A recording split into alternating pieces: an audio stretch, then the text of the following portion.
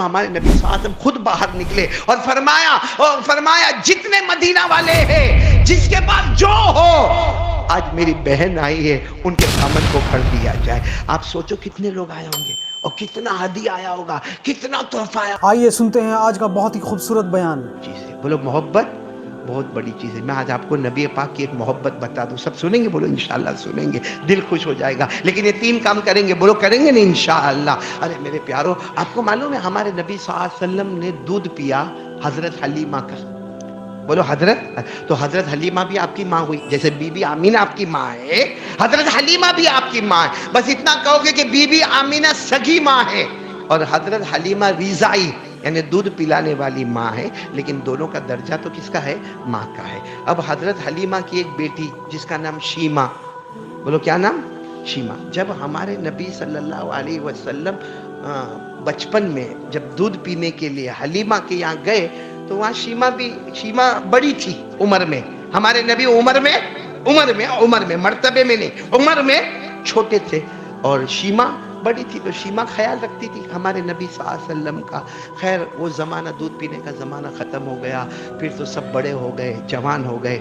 اب جہاں شیمہ رہتی تھی وہ قبیلے کا نام قبیلہ بنو سعد, جو مکے سے دور قبیلہ بنو جہاں, اور وہاں ایسے اناج کا اکال پڑا, کھانے کے لوگوں کی پریشانی, پینے کی پریشانی. وہاں کی سارے قبیلہ بنو سعد کی عورتیں جمع ہوئی اور جمع ہو کر کہا کہ ہم سب عورتوں کو مل کے آگے بڑھنا پڑے گا اور کچھ نہ کچھ اپنے قبیلے کے واسطے ہم کو اناج پانی کا انتظام کرنا پڑے گا. تو چلو جب عورتوں کی جماعت تیار ہوئی تو اس میں بڑا کس کو بنایا جائے, تو کس کو بنایا؟ شیمہ کو. اب شیمہ پورے ساری عورتوں کے ساتھ وہاں قبیلہ بنو سعد سے چلے. مقصد کیا تھا؟ اناج پانی کھانے پینے کی ویوستھا ہو جائے. ہم سب ویوستھا لے کر ہمارے قبیلے میں آئے کیونکہ ہمارے قبیلے کے بچے بھوکے پیاسے ہیں. اب یہ ویوستھا کرنے کے لیے پوری عورتوں کی جماعت چلی مکہ مکرمہ ہے. بولو کہاں پر آ گئے؟ مکہ میں آئے تو معلوم ہوا 50% مکے کا بھی وہی حال ہے. یہاں بھی بارش نہیں ہے, یہاں بھی اناج نہیں ہے, یہاں بھی لوگ پریشان ہیں.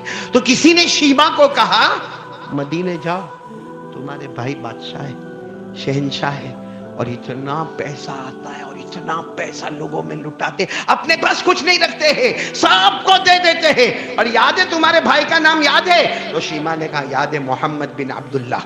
محمد بن نام محمد اور ان کے ابا کا نام. اب کہا ان کے پاس جاؤ.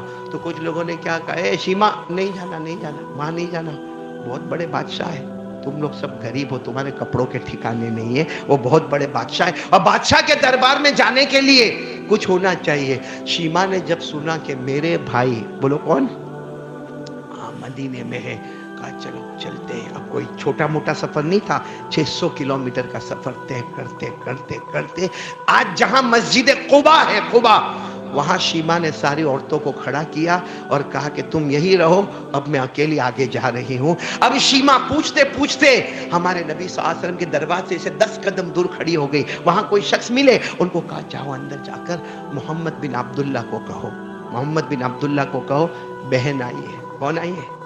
اور کتنے زمانے کے بعد, کہاں دودھ پینے کے وقت کی ملاقات اور اب کی ملاقات, یعنی کئی سال گزر گئے. کہا جا کر کہو بہن شیمہ آئی ہے. تو جن کو کہا نا, انہوں نے کہا یہ ہمارے نبی کی کوئی بہن نہیں ہے, آپ واپس جائیں. تو شیمہ نے کہا آپ پیغام تو پہنچاؤ, پیغام پہنچا دو, وہاں سے منع کر دیں گے میں یہاں سے چلی جاؤں گی, لیکن جواب تو لے کر آؤ. میرے دوستو, دل کو رلا دینے والی بات ہے. جہاں ہمارے نبی کو پیغام ملا, اور ہمارے نبی کچھ بھی کام میں ہوں گے اور پیغام ملا کہ شیمہ میری بہن آئی, ہمارے نبی کے آنکھوں میں اس وقت جو آنسو کی لڑیاں آئی ہے اور کھڑے ہو گئے اور سیدھے اپنی چادر مبارک جو آپ کے کندھے مبارک پر تھی اس کو اٹھایا اور دروازے کے باہر آئے اور دیکھا, شیمہ کو دیکھا, کہا آؤ میری بہن آ جاؤ, اور کہا چادر بچھا دو. ہمارے نبی نے چادر بچھایا, کہا شیمہ زمین پہ چل کے نہیں آؤ گی, میری چادر ہوگی, اس پر تمہارے پاؤں ہوں گے اور تم چلتے ہوئے میرے پاس آؤ گی. یہ کہہ کر تو شیمہ پہلے تو گھبرائی, کہا نہیں محمد تم میرے پاس, کہا نہیں مجھے تم کو میری چادر پہ سے ہی چل کر آنا ہوگا. خیر آئے. اس کے بعد میں کیا ہوا معلوم, شیمہ تھوڑی گھبرا رہی تھی. بھئی کوئی بھی گھبرائے, اتنے بڑے رعبدار چہرے والے ہمارے آقا صلی اللہ علیہ وسلم. تو ہمارے نبی نے ہنسانے کے لیے کیا کیا, اپنے یوں کندھے کو یوں اٹھایا, کہا دیکھو یہ نشان دکھا, یہ نشان دکھتا ہے. شیمہ نے کہا دکھتا. बचपन में तुमने काटा था, बचपन में हम खेल रहे थे तो मैंने तुमको धक्का दिया था, तुमने मुझे यहाँ काटा था, वो निशान आज भी मौजूद है। और हमारे नबी ने रोते रोते कहा, शीमा रोजाना वो निशान देखकर तुम्हें याद करता रहता हूं, रोजाना वो निशान देखता हूं और तुम्हें याद करता हूं कि मेरी बहन है शीमा, लेकिन पता नहीं कि कहाँ है। कभी मुझे जिब्राइल ने भी नहीं बताया कहाँ चले गए, क्या मामला है, लेकिन ये निशान देखकर तुम्हें बस शीमा ने जब ये निशान देखा तो शीमा भी रोई, बहुत देर तक बातें हुई। उसके बाद हमारे नबी साथ में फरमाया, बहन अब जाने नहीं दूंगा, अब जाने नहीं दूंगा, अब तुम मेरे पास रह जाओगी और जो चाहिए तुम्हें मैं दूंगा। शीमा ने कहा, नहीं, मैं वादा करके आई हूं, मैं मेरे कबीला बनु साद वालों से वादा करके आई हूं, वहां खाने के लाले हैं, वहां भूखे हैं, गरीब है, मैं वहां का वादा करके आई हूं। तो हमारे नबी सल्लल्लाहु अलैहि वसल्लम खुद बाहर निकले और फरमाया जितने मदीना वाले हैं, जिसके पास जो हो, आज मेरी बहन आई है, उनके दामन को भर दिया जाए। आप सोचो कितने लोग आए होंगे और कितना हदिया आया होगा, कितना तोहफा आया होगा। ऊंट के ऊंट तोहफे से भरे जा रहे। जब सारे ऊंट तोहफे के भर गए, हमारे नबी ने फरमाया, शीमा जितने घंटे आराम करने आराम करो, सामान है, मैं तुम्हारी खिदमत करूंगा। शीमा ने कहा, नहीं, हमको जल्दी जाना है। लेकिन शीमा ने कहा, मैं जा रही हूँ, लेकिन मेरे भाई एक काम करो ना। कहा, क्या काम करो?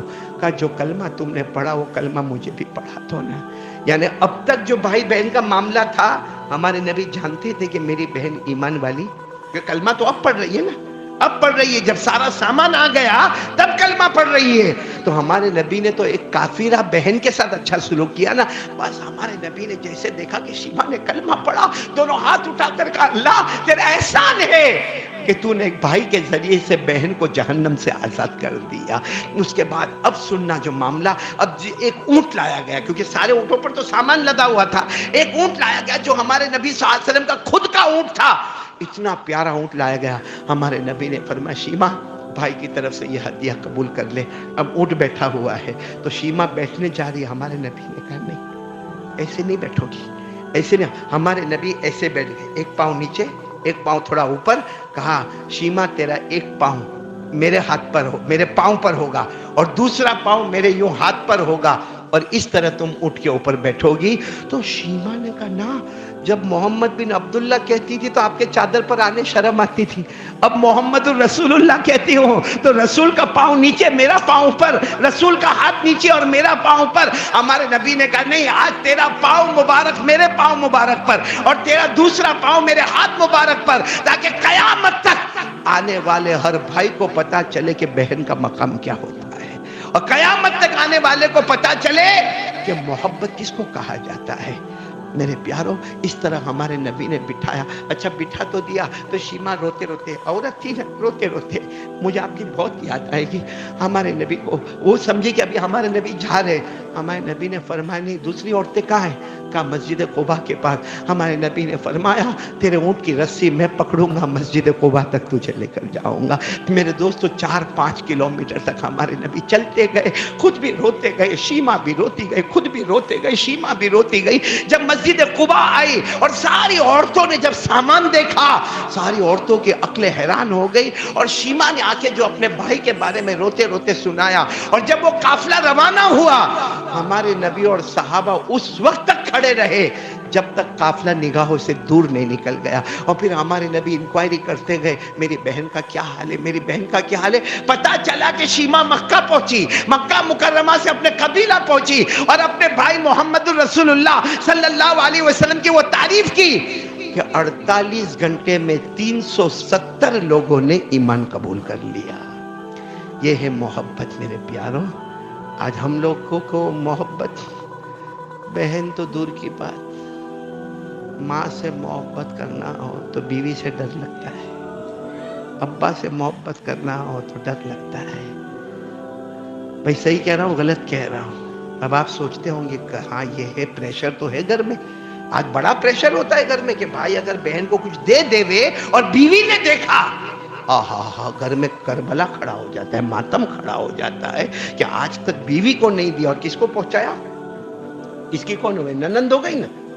हाँ, बहन को पहुंचाया, माँ को पहुंचाया।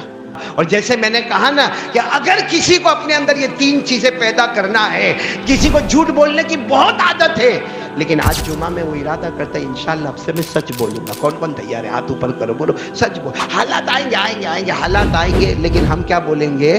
سچ بولیں گے. بولو کریں گے نہیں انشاءاللہ؟ بولو کریں گے انشاءاللہ. اور نمبر 2, کسی کو دھوکہ نہیں دے. اگر آپ نے کسی کا قرضے میں پیسہ لیا ہوئے نا, اگر اللہ نے دیا ہے نا, جا کے دے دو. ارے بولو جا کے دے دو سب. کیونکہ آپ نے اگر قرضہ لیا ہے مثال کے طور پہ 50,000 روپیہ, تو آپ کے پاس نیا موبائل آیا, وہ کیسے آیا؟ آپ کے پاس اچھا چشمہ کیسے آیا؟ آپ کے پاس اچھی گھڑی کیسے آئی؟ آپ کے پاس اچھی بائک کیسے آئی؟ جو چیز آپ کے پاس آئی ہے, اگر اسی کو تھوڑا چھوٹا کر دیتے اور وہ دے دیتے تو ہمارا نام دھوکے والوں میں نہیں ہوتا. اور یاد رکھنا, جو دھوکہ دیتا ہے نا, اللہ فرماتے مرنے سے پہلے تو بھی بہت بڑا دھوکہ کھائے گا. اللہ میری اور آپ کی حفاظت فرمائے. تو سچ بولیں گے. نمبر 2 بولو دھوکہ. اور نمبر 3 آپس میں محبت. کسی سے بات نہیں کرتے ہو, کر لو بات جا کے. ہاں بہت سارے ہوتے ہیں, پڑوسی سے بات نہیں کر رہے, چچا سے بات نہیں کر رہے, خالہ سے بات نہیں کر رہے, پھوپھو سے بات نہیں کر لو, جا کے بات کر لو. اب یہ سوچنا ان کی غلطی کہ میری غلطی, تو شیطان کبھی بھی آپس میں ملنے نہیں دے گا. بولو شیطان کبھی بھی آپس میں ملنے نہیں دے گا. سوچ لے, اس کی غلطی میری غلطی, میرے کو اس سے کوئی مطلب نہیں. میں جاؤں گا اور یہ بھی نہیں دیکھوں گا کہ وہ میرے بڑی عمر کا یا چھوٹے عمر کا. میں جا کے میں معافی مانگوں گا. اچھا یہ بھی نہیں دیکھوں گا کہ سامنے والا معاف کرتا ہے کہ نہیں کرتا ہے. میرا کام ہے معافی مانگنا, اور اللہ کی قسم آپ معافی مانگ لو, ہمارے نبی سے بڑھ کر سچا کوئی نہیں. فرمایا من تواضع للہ رفعہ اللہ, جو اللہ کے واسطے معافی مانگے گا اللہ اس کو عزتوں ہی عزتوں سے مالا مال کر دے گا. اور جب ہمارے نبی کہہ دے عزت ملے گی, تو دنیا کا کوئی راندر والا یا کوئی سورت والا یا کوئی انڈیا والا ہماری عزت کو ختم کر سکتا؟ اس لیے 3 کام کرنا. اور 3 کام کرنے کے لیے میں نے کہا نا, 1 کام کرو, آٹومیٹک 3 کام آئیں گے.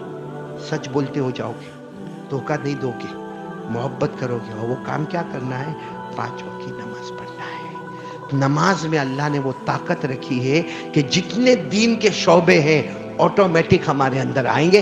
اللہ تبارک و تعالیٰ فرماتے میرا بندہ بہت زیادہ ایمان کے شعبے, ایمان میں کتنے شعبے ہیں؟ بخاری شریف میں الایمان بضع و ستون شعبہ, بخاری شریف میں لکھا ایمان کے 60 شاخیں ہیں. کسی روایت میں لکھا ایمان کی 70 شاخیں ہیں, کسی میں لکھا ایمان کے 80 شعبے. ارے بھائی اتنے شعبے پر کب عمل کریں گے؟ بہت آسان طریقہ بتایا, 5 وقت کی نماز پڑھ لیں, آٹومیٹک پورا دین اور شریعت ہمارے اندر آئے گی. تو کون کون تیار ہے؟ چلو وقت ختم ہو رہا ہے, کون کون تیار ہے؟ سب پڑھیں گے, نماز پڑھیں گے انشاءاللہ. وہ تینوں باتیں ہماری زندگی میں آئے گی. اور میرے دوستو, جو میں نے حضرت شیمہ کا واقعہ سنایا, واقعتاً ہمارے دل کو ہلانے والا واقعہ ہے. اگر ہم اپنی بہن سے غلط سلوک کرتے ہو, بھائی سے, ماں سے, ابا سے, خاندان سے, دنیا والوں کے سامنے اچھے بنتے ہو اور گھر میں اور خاندان میں ہم برے ہو, تو سمجھنا اس سے بڑا برا آدمی کوئی نہیں ہوگا. اس لیے ہم سب ارادہ کر کے چلے. تھوڑا اپنے اوپر مار پڑے گی, لیکن انشاءاللہ وہ مار آگے چل کر ہدایت کا ذریعہ بن جائے گی. اللہ ہم سب کو عمل کی توفیق عطا فرمائے. آمین یا رب العالمین. وآخر دعوانا الحمدللہ رب العالمین. ماشاء اللہ, سبحان اللہ, بہت ہی بہترین بیان تھا. آپ لوگوں کو یہ بیان کیسا لگا ہمیں ضرور بتائیے, اور ہمارے چینل کو سبسکرائب کرنا نہ بھولیں. سبسکرائب اور لائک اور شیئر ضرور کریں ویڈیو کو. شکریہ, مہربانی. السلام علیکم.